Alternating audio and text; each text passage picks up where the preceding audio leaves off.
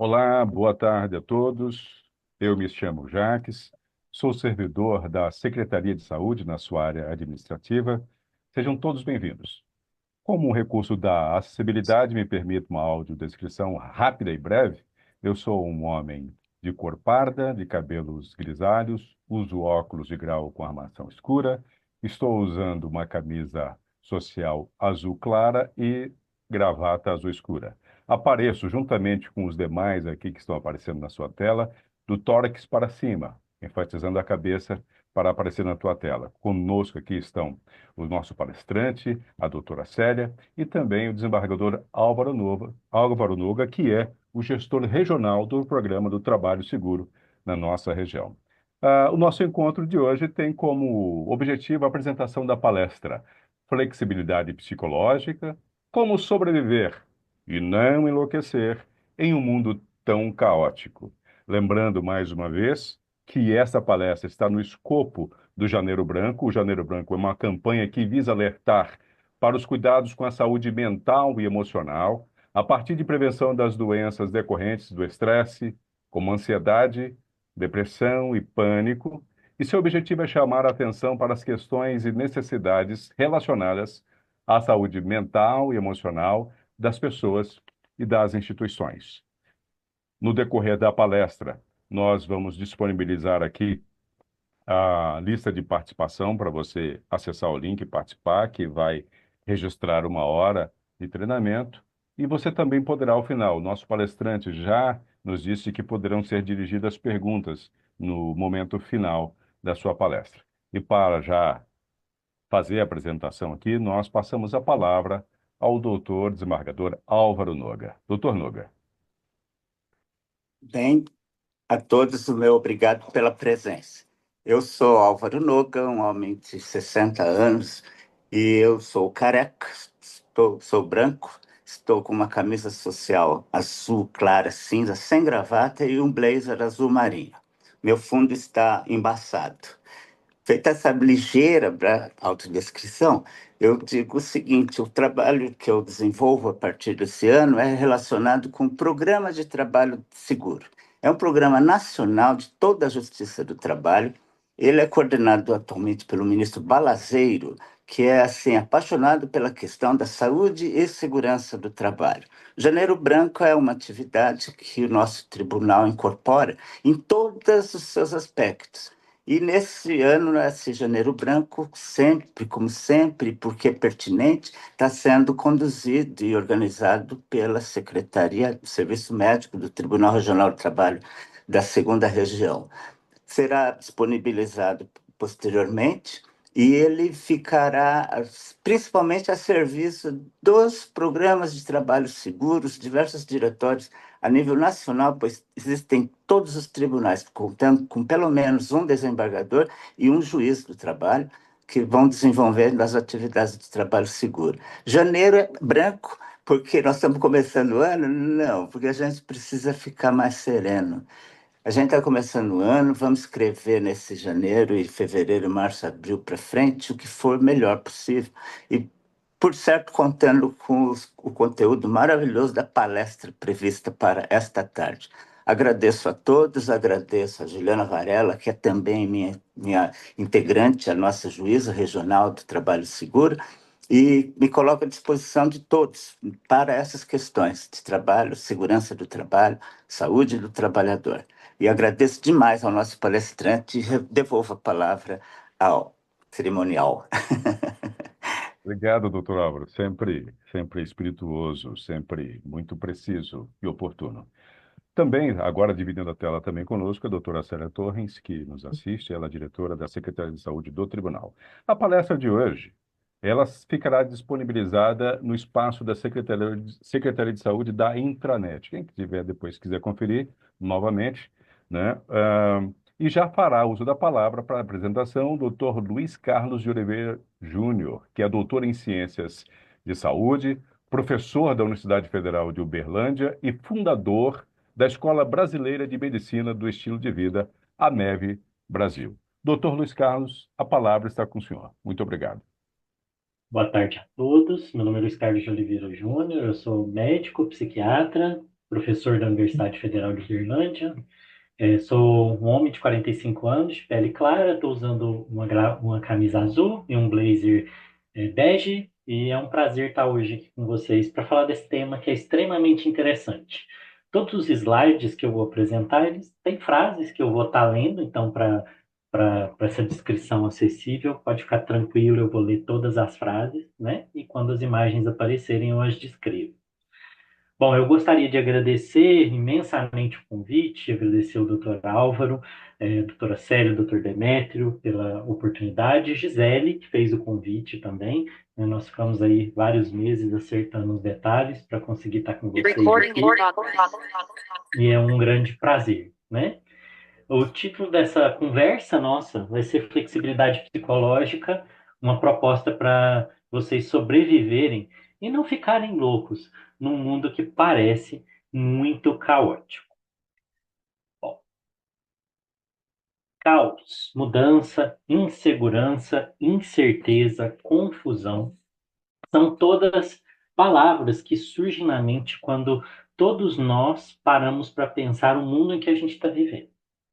Quem nunca acordou de manhã, numa segunda-feira de manhã, e pensou, vou ter que enfrentar a bagunça que é a vida de novo, né? E qual sensação isso provoca?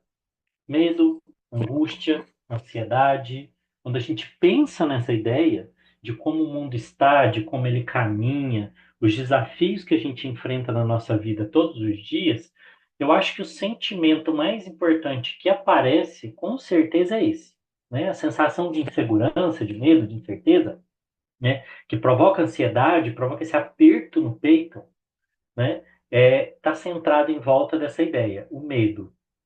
E aí surge na cabeça da gente, né, diante disso, diversos pensamentos, né? Então, quando você fala, eu vou ter que enfrentar nessa segunda-feira um problema difícil no trabalho. Então, o que que essa semana apresenta para mim? É um desafio no trabalho? É uma cirurgia que você vai fazer? É uma biópsia que você vai pegar um resultado? É uma conversa difícil com seu companheiro, companheira? Uma conversa difícil com um filho, uma filha? Então, são todos desafios que trazem medo, medo do resultado, do que possa vir a acontecer diante de cada uma dessas coisas, coisas que são normais na vida. Se você nunca experimentou, um dia vai experimentar a necessidade de enfrentar um desafio desse. E você terá medo, como se já enfrentou um desafio desse, teve e terá medo do resultado disso tudo. E quando a gente fica com medo, quando essa sensação domina a gente, e a palavra é essa, ela domina, porque ela não deixa, não sai da cabeça, né? Você não consegue não pensar, você acorda às 3 da manhã. É incrível como os problemas acordam a gente às 3 da manhã.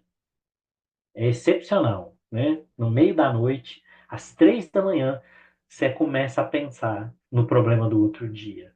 E o que você faz quando você está com medo? O que você faz quando você está angustiado? O que você faz quando você está numa situação de incerteza? Geralmente, nós fazemos as piores coisas para a nossa vida. Quando a gente está angustiado, com medo, chateado, nós bebemos demais, fumamos demais, comemos doce demais, ou ficamos muito tempo no celular, ou ficamos muito tempo na televisão ou no computador, assistimos coisas que não devíamos assistir, falamos coisas que não deveríamos ter falado, ou não falamos o que deveríamos ter falado. Brigamos com quem a gente não devia ter brigado, usamos uma droga que a gente não devia ter usado. Então, em geral, o medo, quando ele nos domina, ele faz com que as nossas escolhas, as nossas ações sejam as piores ações para a nossa vida. Então, são as piores coisas que nós fazemos ligadas ao medo. Porque eu tenho medo de que uma pessoa me traia, eu tenho condutas no relacionamento que desgastam o relacionamento. Porque eu tenho medo do que a pessoa pode vir a fazer comigo. Às vezes eu destruo relacionamentos, às vezes eu destruo sociedades, às vezes eu fecho portas, acabo com oportunidades, porque eu tenho medo de algo que possa vir a acontecer. Então o medo ele existe para proteger a gente, mas quando ele domina, ele faz às vezes a gente fazer as piores coisas para a nossa vida a longo prazo. Mas isso não é uma coisa que não tem escolha, que não tem saída. E se você não precisasse fazer nada quando você estivesse com medo? E se você não precisasse agir porque o medo te pede? E se você não precisasse beber, não precisasse fumar, não precisasse usar droga, não precisasse brigar, não precisasse atolar a cara numa caixa de chocolate? E se você não precisasse fazer nada disso quando o medo viesse? Como a sua vida seria? Que escolhas diferentes você faria? Que qualidade sua vida teria hoje? Se você tirasse o medo da sua vida, quantas coisas você teria feito diferente em relação à vida que você tem hoje? Tente pensar isso. Quantas escolhas você fez lá atrás na sua vida que você arrepende porque você fez guiado por algum medo, por algum pensamento, por algum receio, e hoje olhando, se você não tivesse tido isso, as suas escolhas teriam levado a sua vida a outro lugar, talvez muito melhor. A capacidade de poder fazer essa escolha, ela é chamada flexibilidade psicológica. Esse termo ele tem sido explorado na psicologia nos últimos 30 anos. Ele começou a ser desenvolvido por um psicólogo canadense chamado Stephen Hayes, professor da Universidade do Remo. Um cara genial, um dos gigantes da psicologia. Uma pessoa que tem uma erudição e um repertório da experiência humana como poucas pessoas que eu já conheci. Até ontem estava conversando com ele. E é uma pessoa incrível. E, explorando a flexibilidade psicológica, ele descobriu, e é o que a ciência hoje mostra, que essa é uma qualidade transversal em todos os transtornos mentais.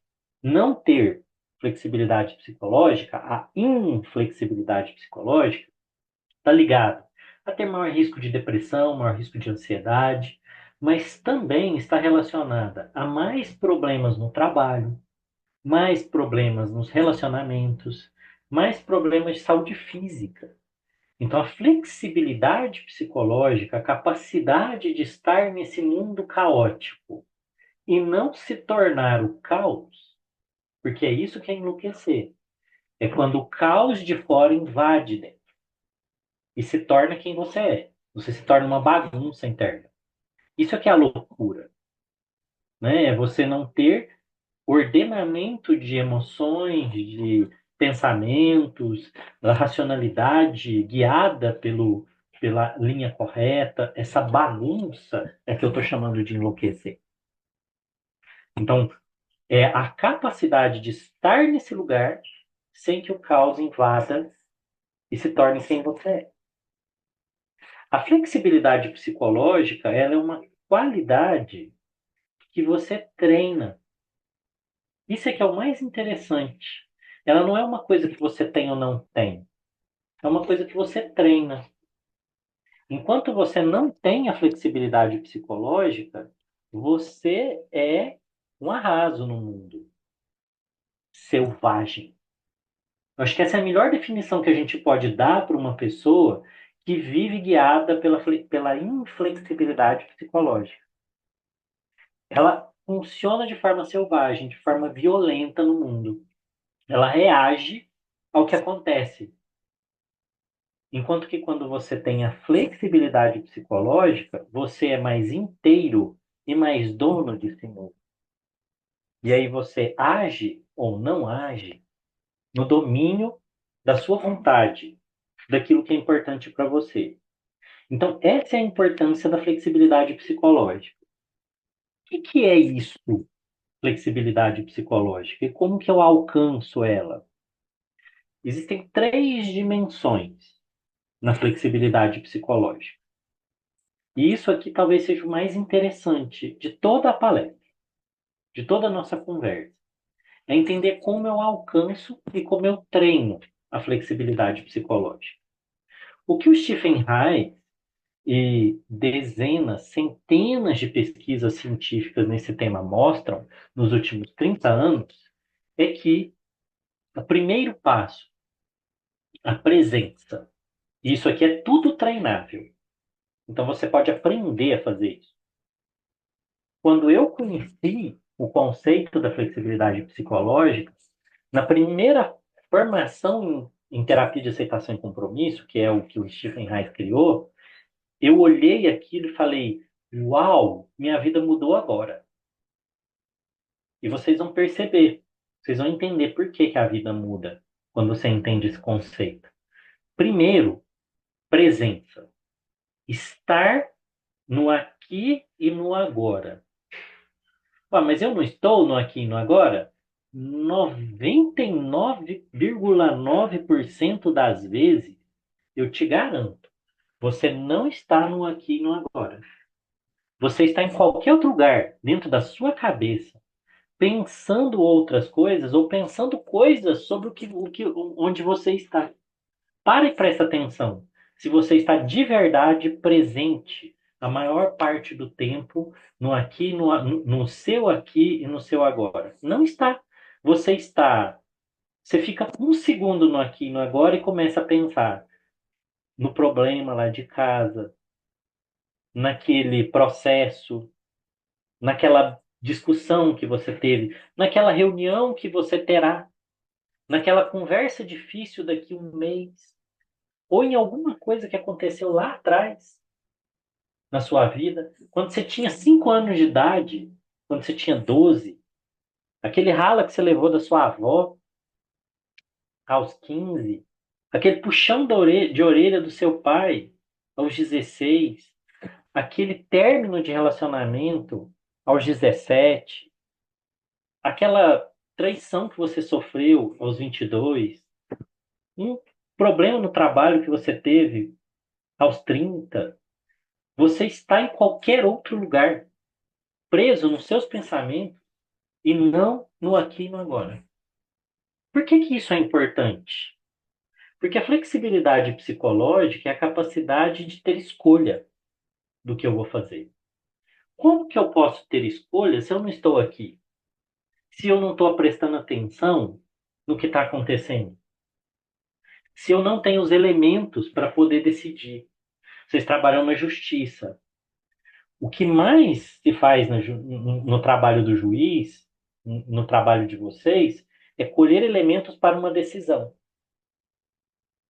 Como é que você tem uma boa decisão se você não tem boas evidências? Não é? A maior parte da decisão vem da instrução, né? Do que fundamenta o caso. E nós estamos o dia inteiro não colhendo informações, porque a gente está preso aonde? Em outro lugar. Estamos sequestrados. Nós nunca estamos no aqui e no agora. Se você parar para prestar atenção, você vai ver que é isso. Você não está prestando atenção no que você está comendo. Você está pensando outra coisa. Você está aqui me ouvindo e eu comecei a te falar várias situações e você começou a pensar as suas. Você já saiu daqui. Você já fugiu. Já era. Está só de corpo presente. Então, a primeira coisa é a capacidade de voltar. De colocar uma âncora no aqui e no agora. O ontem, o amanhã, e qualquer outra coisa, não importa. Estamos aqui e estamos agora. Quando eu estou no aqui e estou no agora, a presença, vem uma consequência disso. Eu tenho a capacidade de prestar atenção no que eu estou pensando e no que eu estou sentindo. E não só pensar e sentir. Porque geralmente a gente pensa e sente. E a gente não se dá conta disso. A gente só pensa e sente. E a gente se perde no que a gente está pensando e sentindo. A gente é tomado por isso. Sabe quando você vai no cinema e você começa a assistir o filme e de repente você está dentro do filme? Todo mundo já teve essa sensação, né? Quando você precisa ir no banheiro no meio do filme. É como se você saísse de dentro da tela, né? E você vê a sala, as pessoas, né? O corredor. Na hora que você volta e senta, aos poucos você é colocado dentro do filme, você presta tanta atenção no filme que você não se toca que tem gente em volta de você.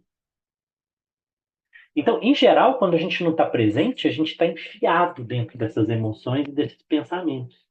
E aí, os nossos pensamentos e as nossas emoções, eles são maiores do que eles são. E o pior de tudo, e por isso, o segundo elemento, que é a aceitação. Se eu estou enfiado nos meus pensamentos e nas minhas emoções, eu fico com medo dele. Eu faço igual no filme. Eu sinto o que os personagens estão sentindo. Eu sofro o que eles estão sofrendo. Eu sou uma tristeza, gente. Minha mulher detesta ir no cinema comigo, porque eu choro. Se o filme for de terror, eu grudo na cadeira, eu entro mesmo. E a gente faz isso nos nossos pensamentos e as nossas emoções. A gente leva o que a gente pensa e o que a gente sente muito a sério demais. Eu vou contar uma coisa para vocês que talvez ninguém nunca tenha contado. É muito óbvio, mas eu vou contar. Os seus pensamentos, querido, querida, não valem nada. Eles são só pensamentos. Você leva eles a sério porque você quer. As suas emoções, você leva a sério porque você quer. A aceitação, que é esse elemento da flexibilidade psicológica, é o quê? É aceitar que você vai pensar e você vai sentir, mas que isso é só pensamento e é só emoção. É uma informação, não é a realidade. Entende? É diferente.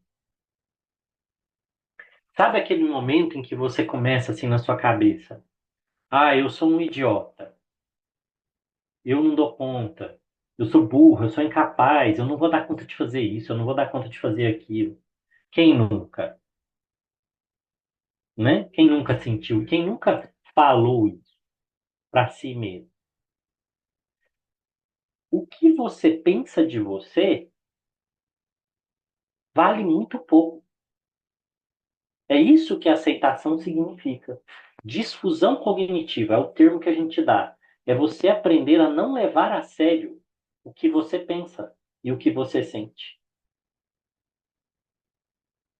A gente leva a sério demais o que a gente pensa e o que a gente sente.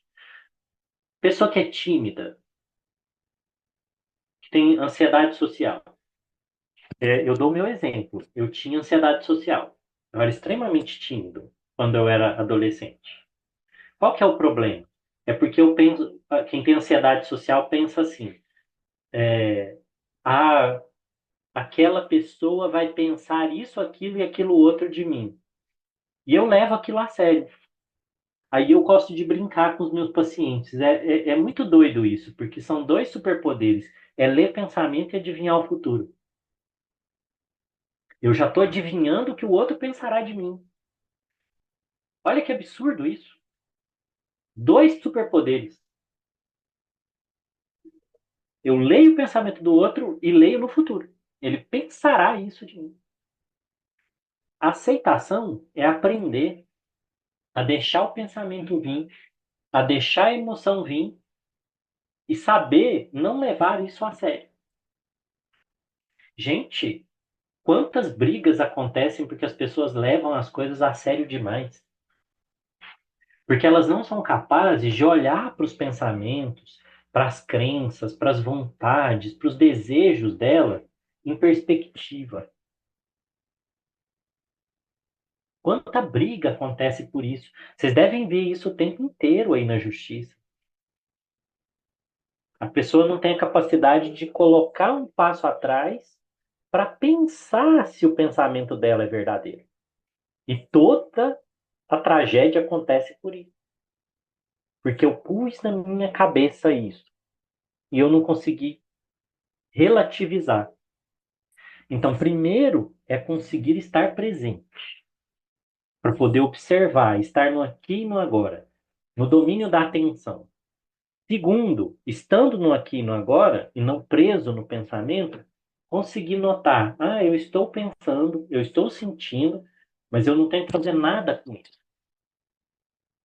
E o terceiro é o que a gente chama de engajamento. O que é engajamento? Quando você se perde no seu pensamento e nas suas emoções, e você é sequestrado por ele, você sente.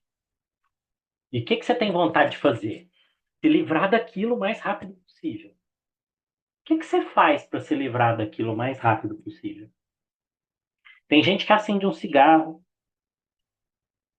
tem gente que usa uma droga, tem gente que bebe, tem gente que briga, tem gente que come. Cada um faz uma coisa. Não fala, foge, fica sozinho. Cada um escolhe. Tem um jeito de fazer. Mas isso é o melhor para você? Na maior parte das vezes, não.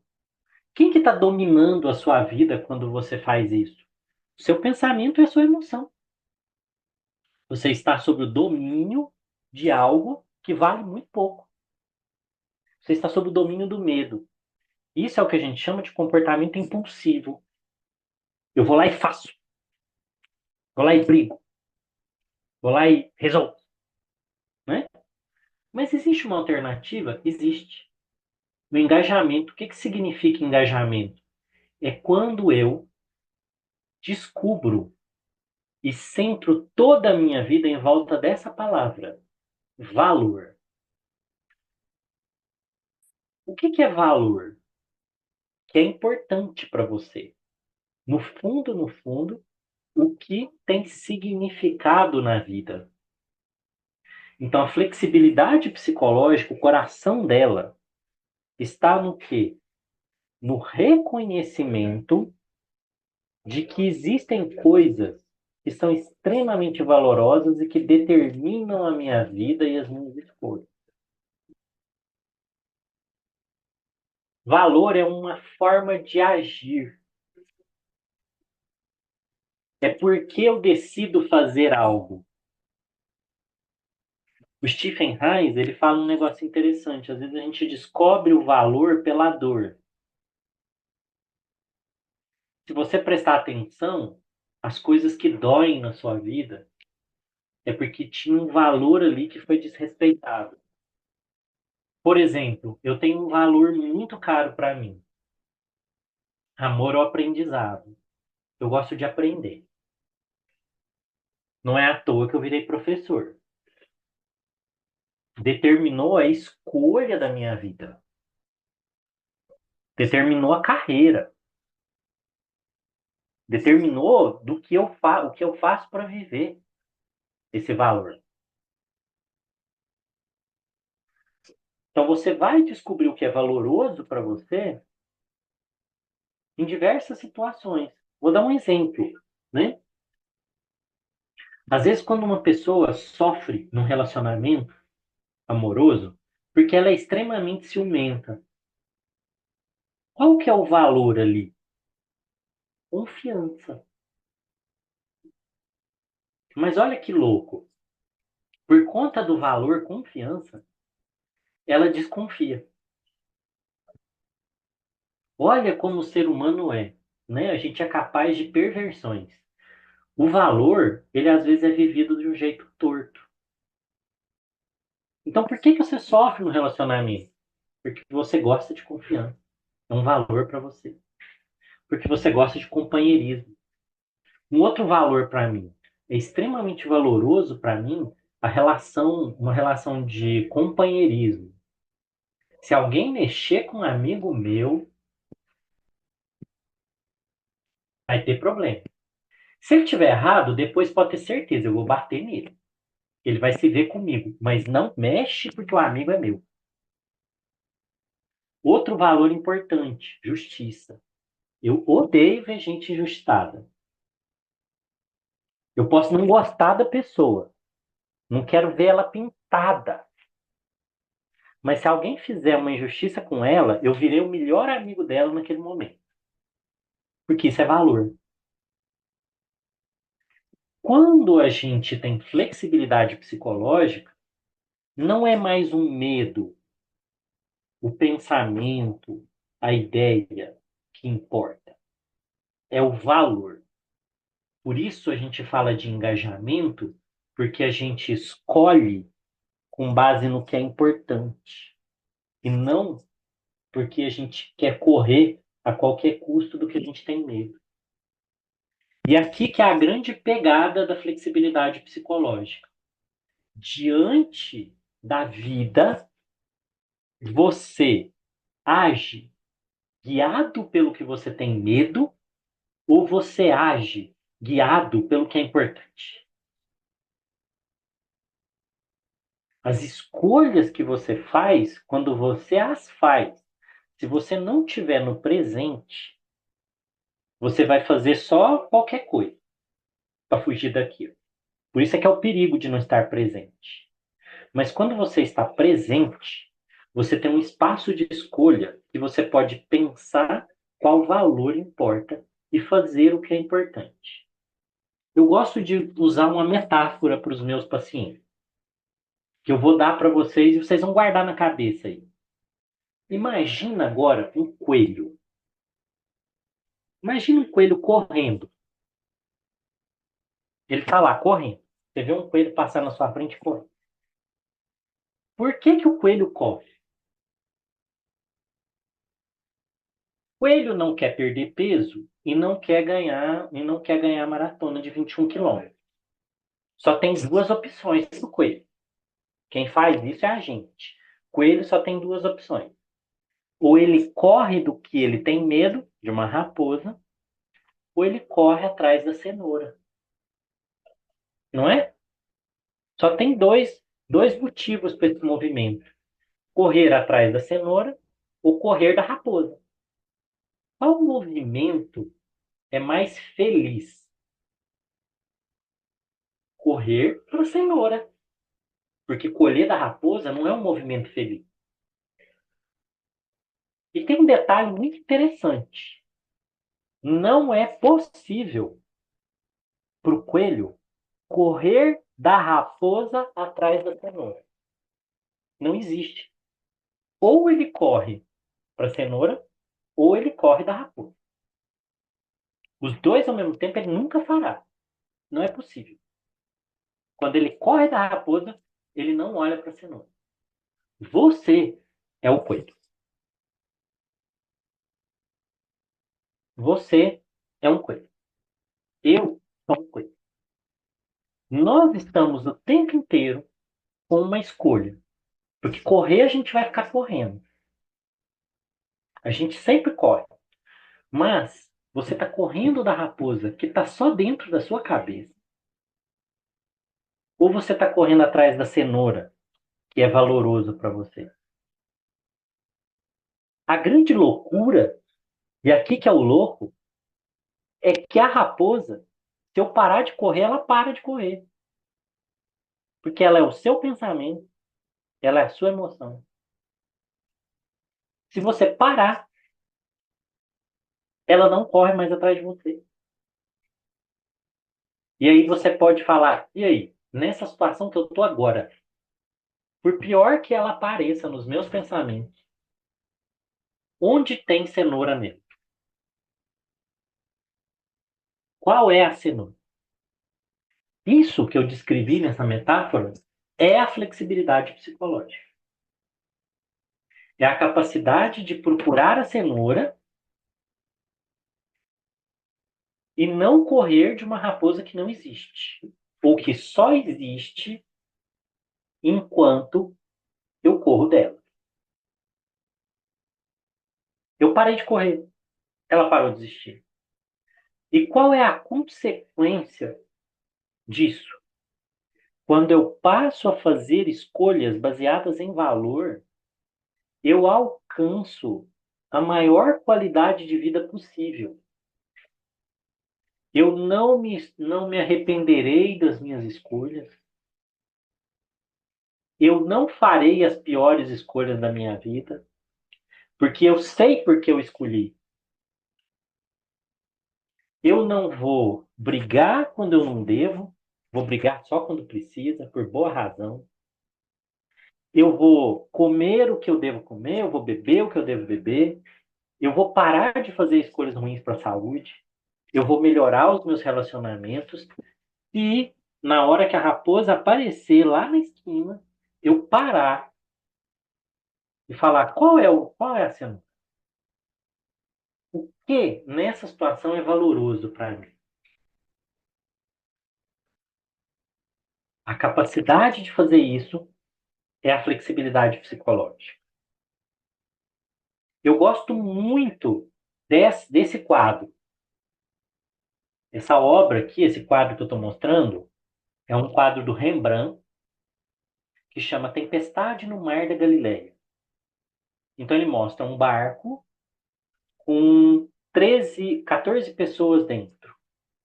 Esse barco está no meio de uma tempestade, sendo jogado por uma onda, e todas as pessoas ali estão desesperadas, uma segurando o mastro, outra segurando os cabos, outra segurando o leme, remo. Tem um desesperado ali, olhando para a gente ali, que um detalhe interessante, esse cara desesperado com a mão na cabeça aqui é o próprio Rembrandt. Ele se retratou nesse lugar.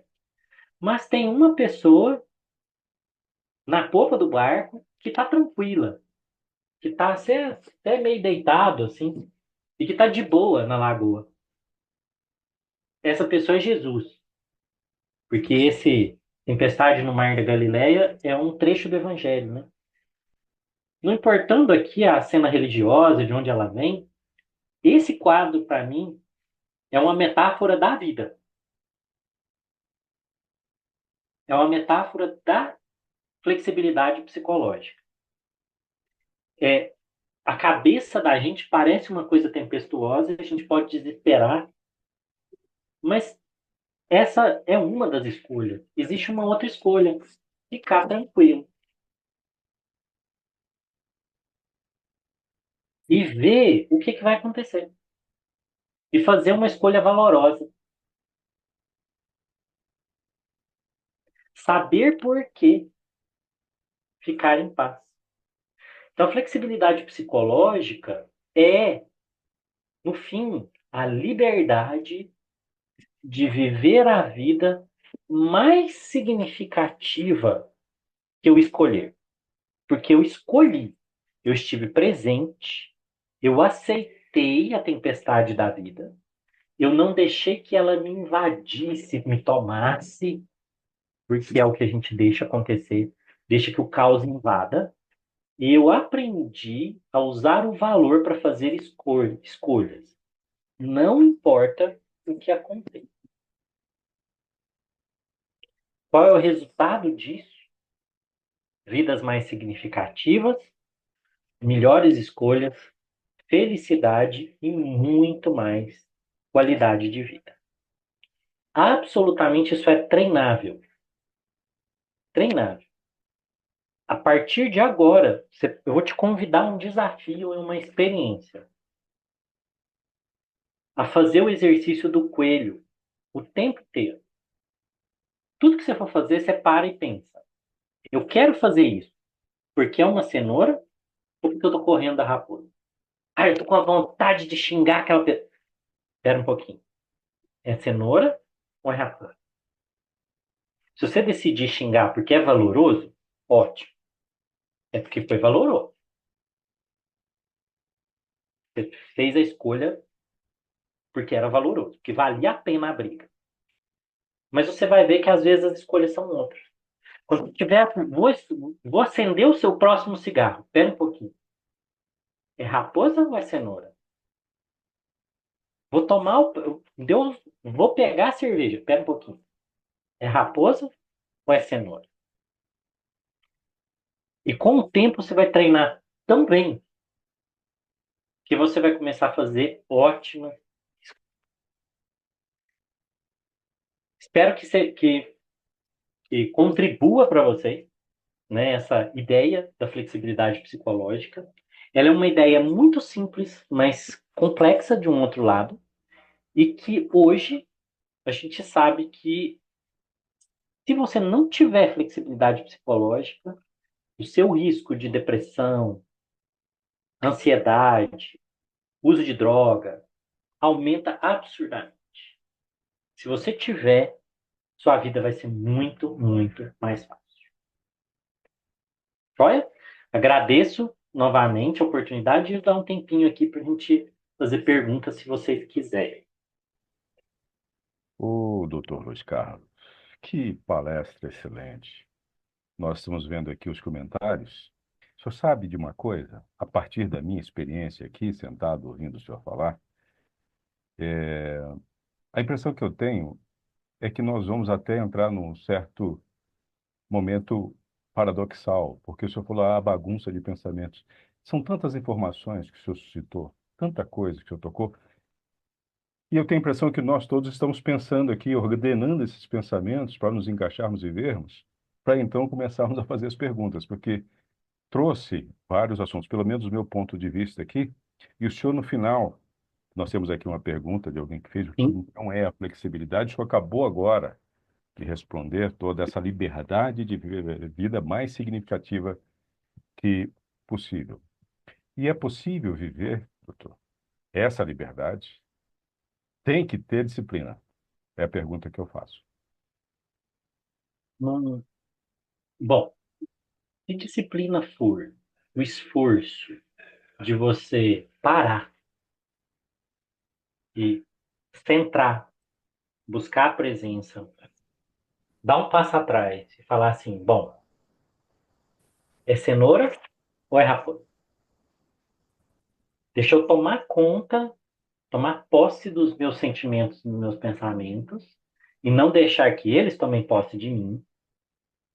Deixa eu entender que informação que isso traz e que escolha que é a melhor escolha.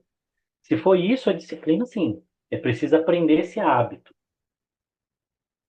Eu confesso para você que depois de tantos anos tem um monte de coelho passando na minha cabeça. Eu fico o tempo inteiro fazendo isso. Tem que vir um hábito.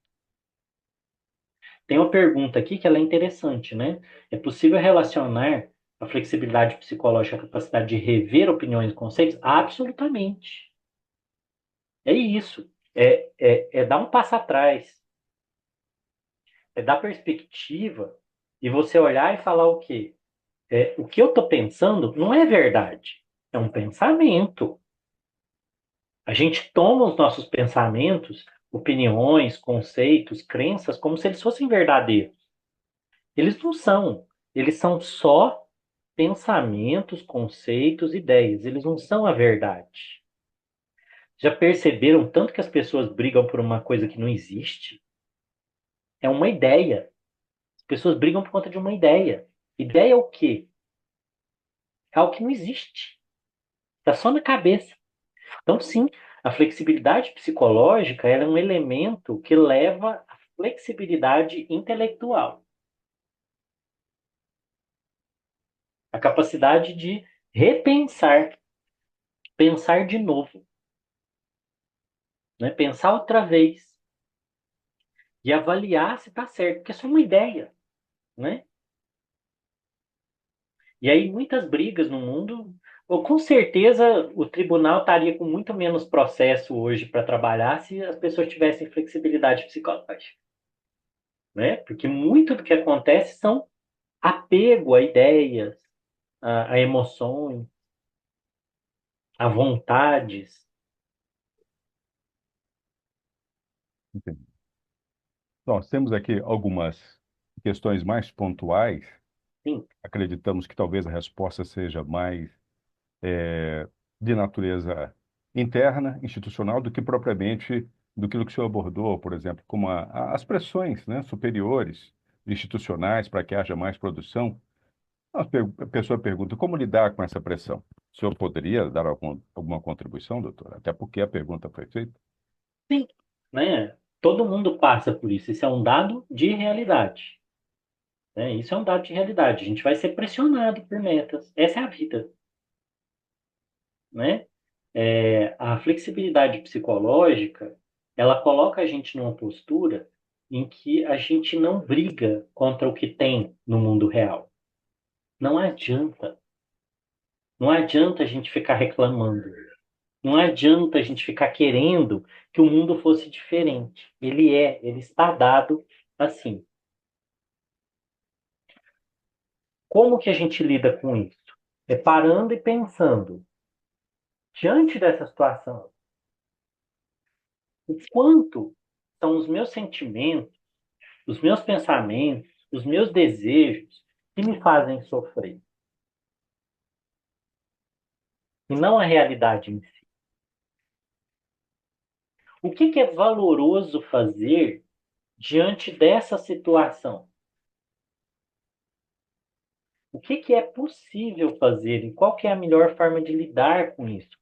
Porque, no geral, o que as pessoas fazem é o quê? É esse desejar que fosse diferente. E aí leva a escolhas. O problema é que viver uma vida valorosa, e aqui é a parte difícil da flexibilidade psicológica.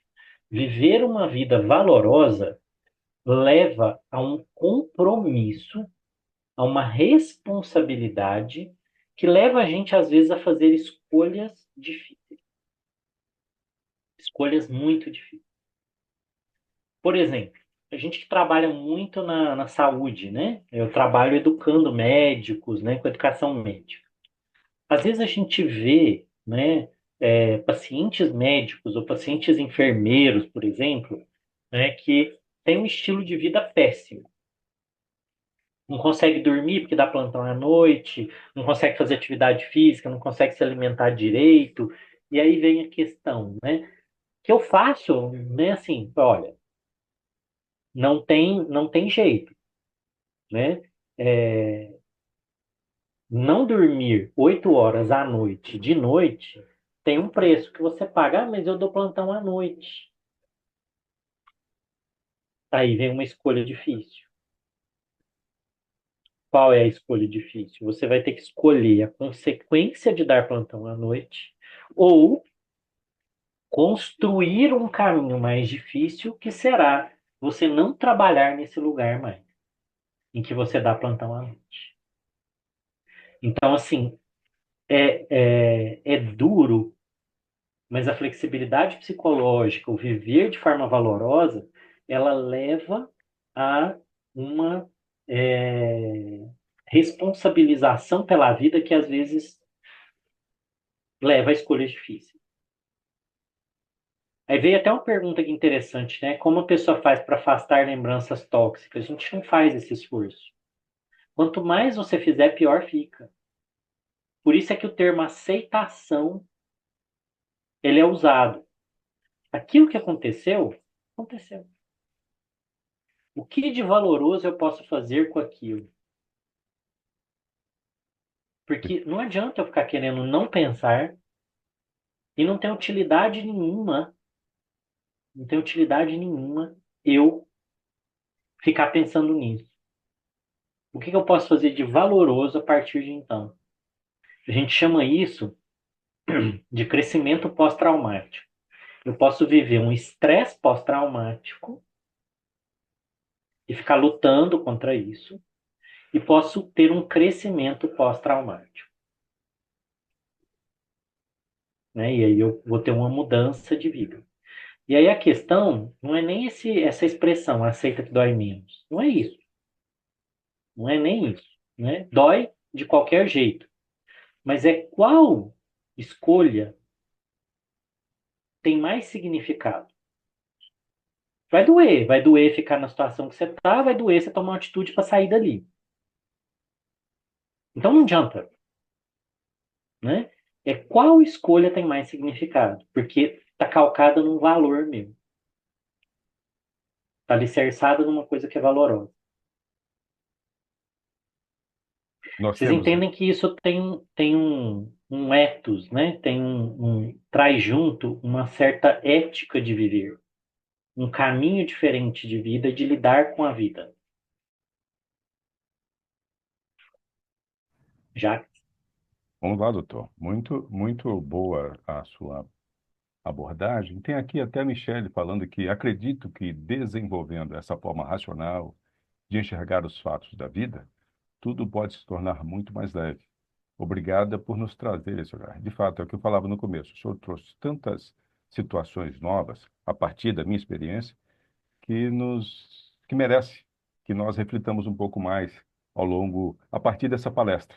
Esse parece ser o pensamento de boa parte dos que participam, doutor, aqui conosco, porque todos estão falando sobre as opressões, sobre o ótimo conselho, sobre a qualidade da palestra que foi excelente, muito clara, né? Tem pessoas aqui que estão, inclusive, querendo que preciso desse professor 24 horas da minha vida. É que essa abordagem, né? De trazer esse tipo de pensamento, de despertar para a abordagem da flexibilidade psicológica. E também pela sinceridade do senhor de dizer que não é por ser um estudioso, um professor, que o senhor está esquecendo, mas o senhor continua vendo os coelhos, né? É um exercício, né? eu continuo fazendo de escolhas muito difíceis na minha vida. Eu acho uma coisa interessante é que é o que, né? Às vezes a gente faz a ideia de que é possível que a vida não tenha as partes difíceis. Isso não é o caminho da saúde mental. O caminho da saúde mental é como eu faço as escolhas valorosas. E eu continuo fazendo escolhas difíceis, mas valorosas na minha vida, todos os dias. O juiz Sebastião faz uma pergunta aqui. A questão não é aceita que dói menos, mas a compreensão de que a gente vive no presente e tem gestão sobre o que pode acontecer no futuro. Não é saudável se martirizar com o que já ocorreu e não se pode mudar. Muito interessantes ponderações, doutor. Na verdade, é uma constatação que o Júlio Sebastião está Sim, fazendo. sim. Maravilha. Olha, eu acredito que nós aqui vamos encerrando. Eu quero perguntar, antes de encerrar, dar o ponto final, perguntar aos demais coordenadores. Mais uma pergunta aqui. Reformulando, doutor, quando a importância das escolhas das instituições quanto ao seu sofrimento mental no seu planejamento?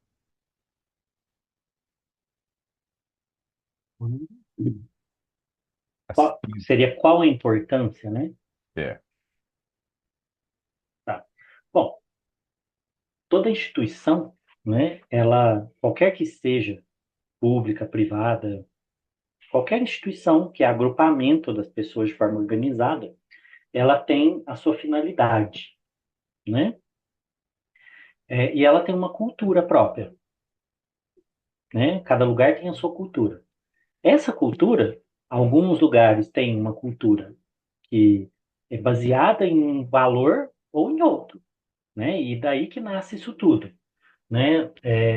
O que é prioridade naquela instituição?